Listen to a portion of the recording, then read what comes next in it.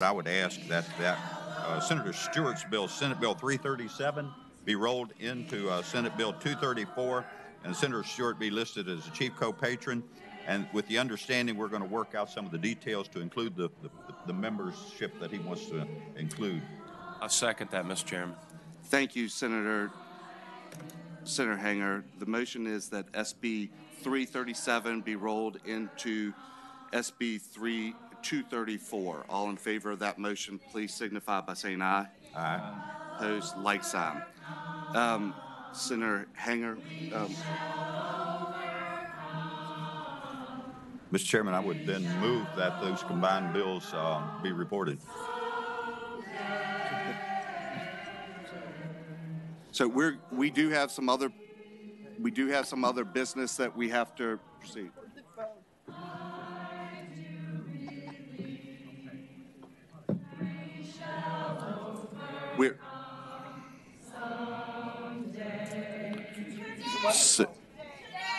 We are.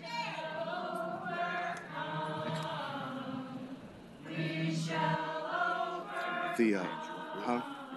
Yeah, we'll share that. Yeah, let's go.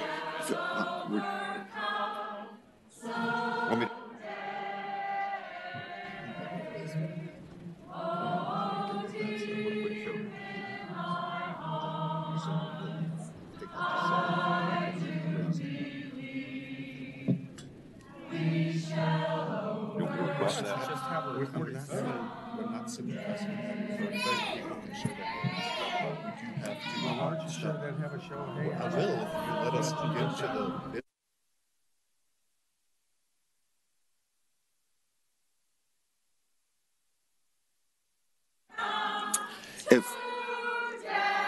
If members of the audience, if y'all would allow us to be able to continue forward with the committee meeting, then we would be able to take up the issues that are important to you, not just that one.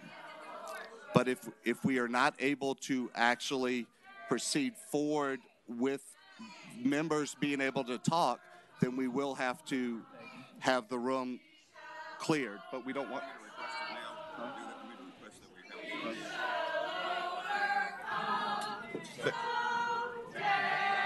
Mr. Chairman. Mr. Chairman.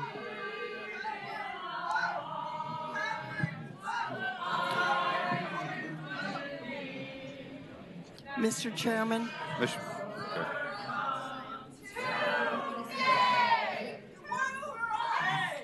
Mr. Chairman. Ma'am, if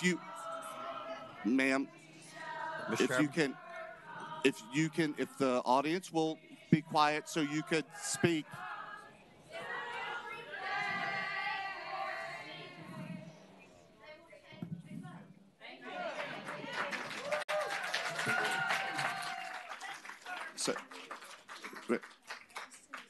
So, ma'am, if you could hold on for one second. We do have a motion on another bill that's before us. As soon as we're done with that, we will come back to this one, and I will allow you to speak. Okay, thank you. That's what we were trying to articulate. So, Senator Hanger, thank you, Mr. Chairman. I would move that the substitute that we're creating by rolling Senate Bill 337 into Senate Bill 234 be reported.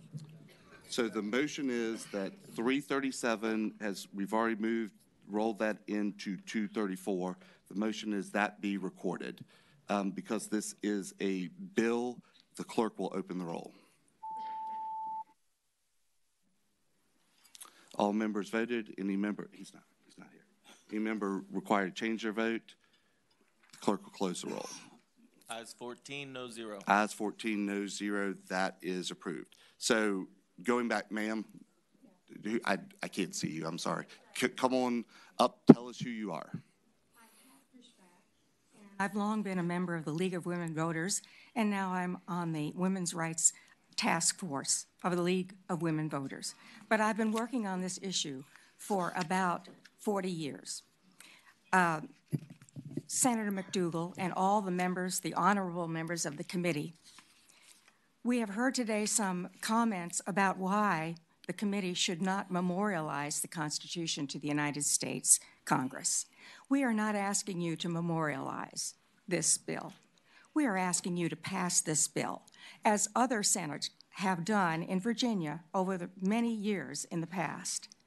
You may notice that the state of Nevada has recently passed the Equal Rights Amendment, and in order for the amendment to pass this so that it becomes a part of the Constitution, we only need 2 more states for a total of 38 to make this amendment a part of the United States Constitution, and thereby to include all citizens, regardless of gender, the full protections of the Constitution. When you mentioned that the archivist had ruled that the deadline is standing, we need to point out that the archivist only gave one opinion.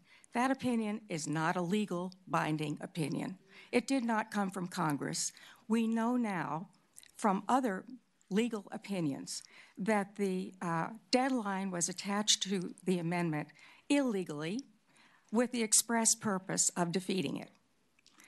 But we now show that if enough states ratify the Equal Rights Amendment, which is only a purely justifiable amendment, giving all of us equality of rights under the Constitution, whether we're a woman walking into the court, a girl, a man, a boy, we would all get equal treatment. Right now, we do not get that equal treatment. Therefore, we need to tell you that the deadline does not preclude the Senate of Virginia from ratifying the amendment such that it can be passed along if we can get the House to ratify, which is unlikely because they are devotedly against the cause of women and equality in the United States. So we ask you to join the other states that have ratified and allow Virginia to move forward in terms of justice for all Virginians and all citizens. We ask you this today because we're hopeful. We're not begging, but we're so hopeful that you will look into your consciences and do the right thing.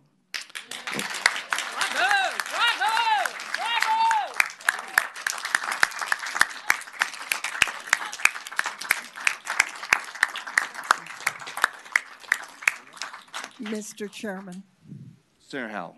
I'd like to move that Senate Joint Resolution 4 be reported. Before we get to that, because we have taken comments for, I think we need to give the opportunity for comments against, and then we are not going to change the procedures of the Senate with a recorded vote on SJs because we do not do that, but we are going to have a show of hands on this particular bill to make sure that the members of the audience and those, because we do stream these, others can see that show of hands. Mr. Chairman. Mr. Chairman, I'm an attorney. Hold on. We're going to, if we cannot do this in an orderly direction, if we cannot have one person talk at a time, then we're going to have to empty the room. That's not what we want to do. That is not a good decision, but we have to be able to talk through this, and we are going to have a show of hands at the end on Senator Howell's motion. Does everybody understand? Okay. Senator Howell. So, I'm sorry, we will have a show of hands? Yes, yes, okay. Senator, we will. Now, Mr. Chairman, parliamentary inquiry. Yes, Senator Howell. I believe that if 20% of the members ask for a recorded vote on a joint resolution, that we can get one, but that's a parliamentary inquiry. It is, Senator Howell, on amendments to bills, you are correct that if there's a voice vote, that there's 20%. But on resolutions, we don't record votes on resolutions. As the senator is well aware, we take up hundreds of these throughout the year, and we don't record those votes. But because Senator Howell, you have requested, we are going to have, and you and Senator Saslaw both requested, we are going to have a show of hands of the members. So, Senator Saslaw. It seems to me that in the past, when we've had an SJR concerning constitutional amendments, and essentially this one, because we haven't had a lot before us, it seems to me that because it was a constitutional amendment, that we did have a recorded vote in committee. Senator Saslaw, we're going to have a show of hands because you and Senator Howell requested that. Right. And and Senator, that's what we're going to do. So everybody will be able to see. But ma'am, because there are other people that want to talk, we're going to put 3 minutes. I'm not going to count the prior speaker against that. You have 3 minutes, but it is a hard stop. At 3 minutes, we will stop the comments, and then those against will have 3 minutes to record, to respond, and then we will have a vote. So, Okay. hold on. Yes, I don't want you to, can you reset the clock, Hobie? So, yes, all those in favor, please line up for your 3 minutes. Yes, ma'am. Tell us who you are. My name is Julia Tanner, Mr. Chairman and honorable senators. Thank you so much for your time, but I will be quick because there are others behind me. My name is Julia Tanner, and I have 2 daughters. We are residents of Virginia, and I am here to explain to you that this legislation is not a nullity. I also have 2 letters to the editor from citizens in your district, which I would be happy to submit for the record, as well as a resolution from the County of Fairfax, which is by population the largest county in the state, asking you to please ratify the ERA with SJ4. Thank you very much for being here. Thank you, sir. And you can submit those letters and we'll pass them out. I will do that. Thank you so much. So regarding the archivist letter and the argument that we've heard, and I am an attorney, and it is simply an argument. It is not actually a it is not a proven fact, as the Attorney General's office has said. At the moment, there is no certainty on this fact at best case. And at worst case, for those who do not agree with this amendment, we are correct. As Professor Wendy Murphy, who's an expert in women and the law at the New England School of Law, has said, the Supreme Court never actually ruled on this issue. And I actually read this case, and I've read it several times. It's based on a 1-page memorandum, and it is like a 2-sentence dismissal based on a 1-page memorandum. You could go read it right now. National Organization of Women versus Idaho. The Supreme Court never said this is a nullity. They never said states cannot ratify. They never said Congress cannot move the deadline. And in fact, in various cases, Congress has moved a deadline. States have ratified after deadlines.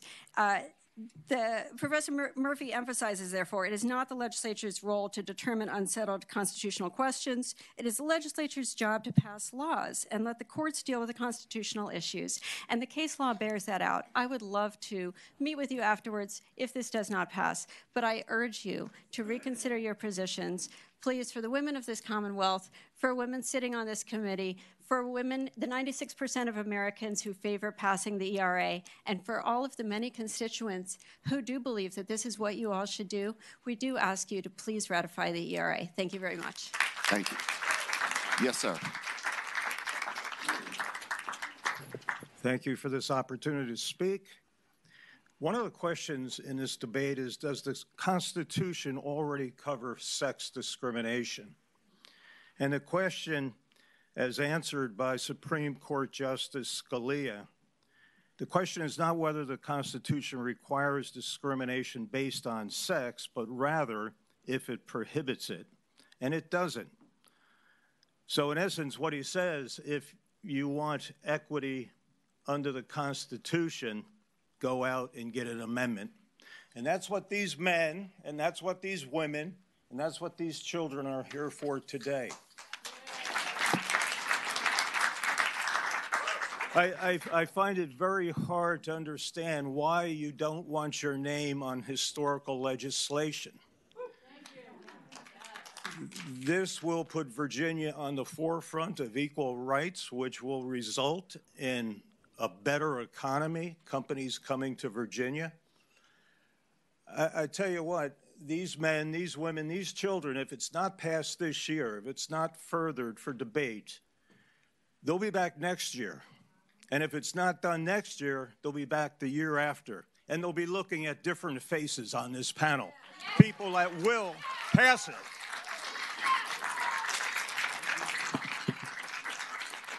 I have to tell you, I have 3 daughters, You've 6 used granddaughters. all the time for the people behind you. So those who are standing up, if you would please come forward and tell us your name, and I assume you're supportive of the position. I'm very supportive of the position. Thank on you. behalf of my 3 daughters, 6 granddaughters. I'm here to tell you they're not the weaker sex, but they should be the equal sex. Thank you, sir. Thank you. please tell us your name? My name is Eileen Davis, and I just want to speak briefly about the abortion issue. I send you all a letter, and I know that that's the elephant in the room. I understand, Mr. McDougall, please. I've tried to meet with you since January, and I was told that I would have... Ma'am.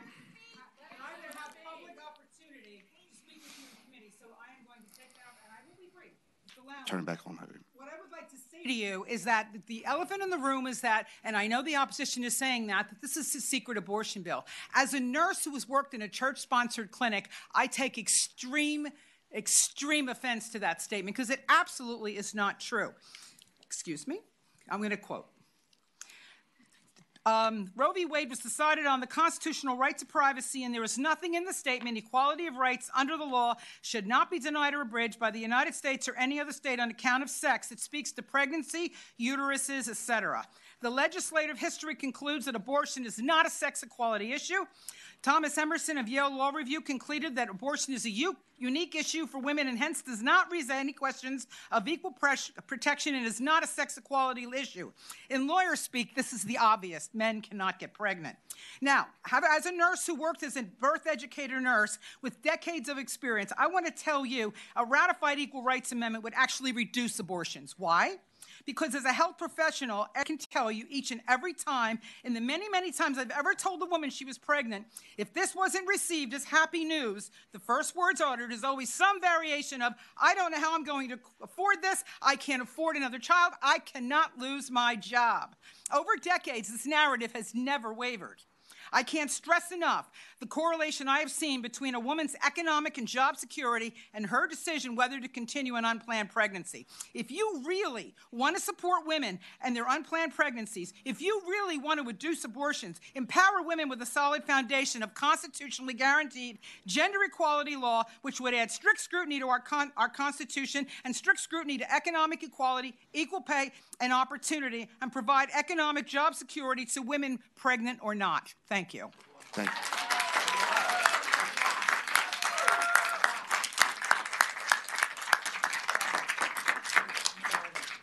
Ma'am, if you would please tell us your name and your support of the issue, the allocated time has expired. I understand. My name is Katie Hornung, and as a fourth-generation Republican, I support Republicans taking leadership on this important issue and moving it forward to the floor. Thank you. Thank you, ma'am. Hello, I'm Shamali Houth. I'm from Reston, Virginia, and I'm a 10-year veteran of the Air Force, serving both enlisted and officer. My husband's retired military. Virginia is home to a lot of veterans. We support the ratification of the ERA. It's very important. Ma'am, just please tell us your name and your position. We've passed the time for advocacy. So 15% of the U.S. military and 20% of U.S. Air Force are women. We serve and protect the Constitution and defend the United States, but we are not protected by that same Constitution.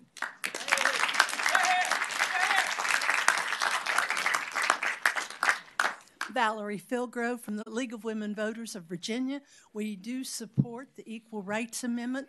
I will just say one little thing. My grandson, who's 11 years old, puts it in a very concise way. He says, women do not have a contract with the Constitution. Thank you.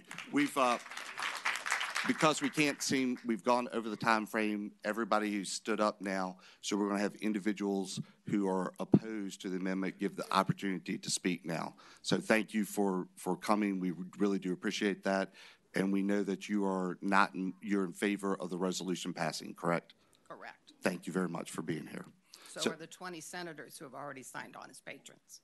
Yes, thank you. And we're going to have a raise of hands. So those individuals who are not in favor of the amendment, if you will please come forward to speak, if anybody so chooses to come forward. I think it's important to know that the General Federation of Women Clubs has had a resolution supporting the Equal Rights Amendment for decades. As my name is Frida Cathcart, as a mother of 4 sons who is their soccer coach, I ask you to please pass the ball, please pass this bill. Thank you. My name's Wendy Martin. I live in Richmond, Virginia. I'm a business owner. This is ridiculous what's happening, and it's going to be on the national news. We deserve a vote, and we've had it. Seriously, please. Thank you for being here. So, anyone who wishes to speak against the amendment, please come forward. Okay, with that, Senator Howe has moved. We are just, she had moved and it was seconded that there be a vote. So the vote is on passage of SJR 4. So all in favor of that, please signify by raising your hand. 5.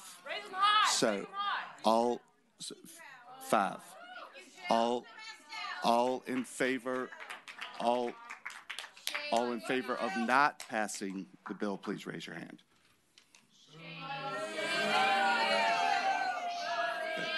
The motion fails.